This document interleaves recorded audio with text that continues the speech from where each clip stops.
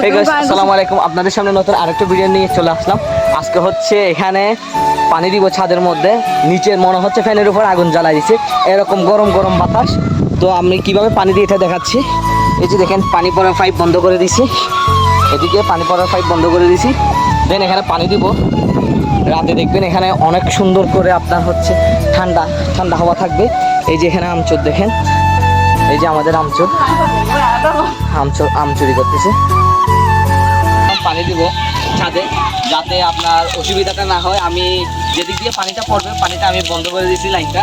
তো এখন পানি দিয়ে দিয়ে যাবো, তাতে আমিও গোসল করবো। পানি দিয়ে এরকম করে ভিজা দিতে পারেন, টেকনিকটা অনেক কাজে দিবে। আসলে যারা এরকম মানে পাকা ঘর করছে সবারই একই প্রবলেম। রোদের মধ্যে মানে বেশি রোদ যাদের পরে ওদের হচ্ছে নিচে অনেক গরম হয়ে থাকে, রাতে ঘুমাইতে পারে না, মনে হয় ফ্যানের নিচে আগুন জ্বালাই। তো আমি এরকম করে গোসল করে দেবো।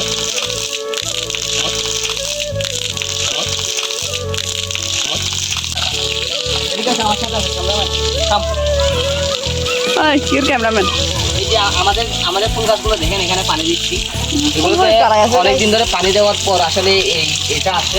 এত গরমের মধ্যে গাছপালার মধ্যে যদি পানি না দিই। গাইস, আমাদের ড্রাগন দেখুন একটু।